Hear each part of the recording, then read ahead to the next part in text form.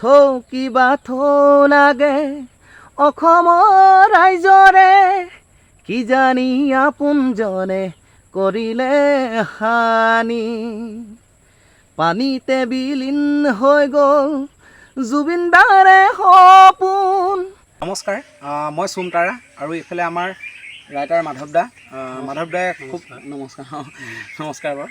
আৰু মাধৱ দাই খুব ধুনীয়া গীত লিখে আৰু মই বিশেষ আহিছিলোঁ মাধৱ দাহঁতৰ ঘৰৰ ওচৰত কাম কৰিবলৈ আহিছিলোঁ, আচলতে পকা কাম কৰিবলৈ আহিছিলোঁ।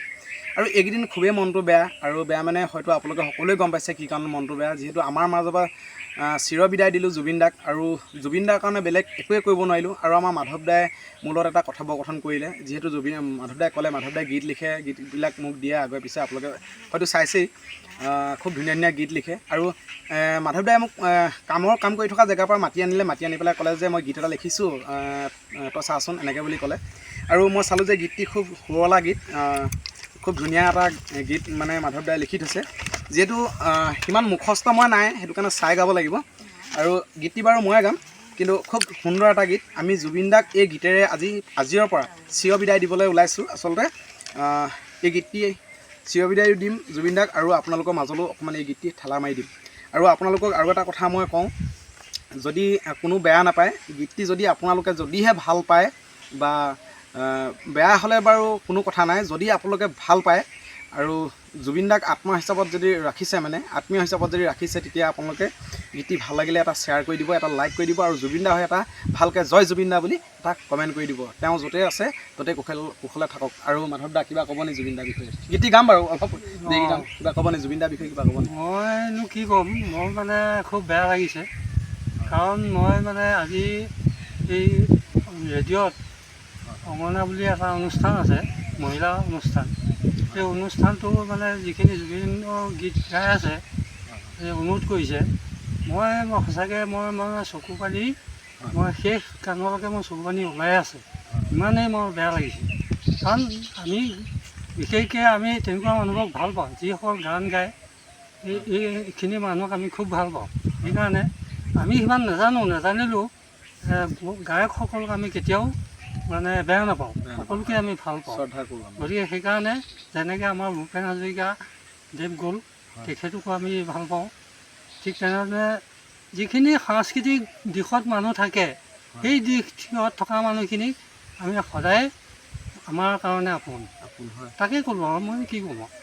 আৰু তেওঁ য'তেই আছে তেওঁ যাতে আত্মাই সদগতি পাওক, সেইভাৱে মই নমস্কাৰ জনাৰ লগতে ভৱিষ্যতে আৰু মই গীত লিখিম বুলি মানে মোৰ হাবিয়াস আছে, আৰু লিখি আছোঁ, আৰু তেওঁৰ বিষয়ে আৰু গীত লিখিম, এয়ে মোৰ কামনা হয়। আৰু প্ৰথম বাৰু কেনেধৰণৰ গীত লিখিছে তেখেতে, সেই গীতটিকে অকণমান গুণগুণাই দিবলৈ চেষ্টা কৰোঁ আপোনালোকৰ মাজলৈ, নহয় জানো? ঠিক আছে, মই গীতটি অকণমান গুণগুণাবলৈ চেষ্টা কৰোঁ দেই, আৰু ভুল ভ্ৰান্তি হ'লে আপোনালোকে সকলোৱে ক্ষমা কৰিব দেই। আৰু সুৰটো মানে এইটো জুবিন দাৰ এটা গীত হয়, সেই গীতৰে অকণমান সুৰটো মই ইয়ালৈ আনিছোঁ। যিহেতু তেওঁ আমাৰ মাজত নাই, কিন্তু তেওঁ সুৰটো থাকক আমাৰ লগতে। আৰু আমি চিৰ জীৱনৰ কাৰণে এই ভিডিঅ'টো আৰু এই গীতটি আমাৰ তেখেতক জীয়াই ৰাখিবৰ কাৰণে, আচলতে আমাৰ মাজত সদায় ৰাখিবৰ কাৰণে আমি এই গীতটি তেখেতলৈ উপহাৰ হিচাপে দিলোঁ, তেখেতৰ আত্মাৰ কাৰণে দিলোঁ, আৰু আচলতে সেইটোকে ক'লোঁ দেই। ঠিক আছে, মই গীতটি অকণমান গুণগুণাই দিওঁ। দেৰেন নাৰে নাৰা না, দেৰেন নাৰে নানা না, দেৰেন নাৰে নানা নানা, দেৰেন নাৰে নাৰা না, হাততেই হেৰাই গ'ল জুবিন দাৰে দাপোন, বেদনাই ধুৱাই নিলে অসমৰে সপোন,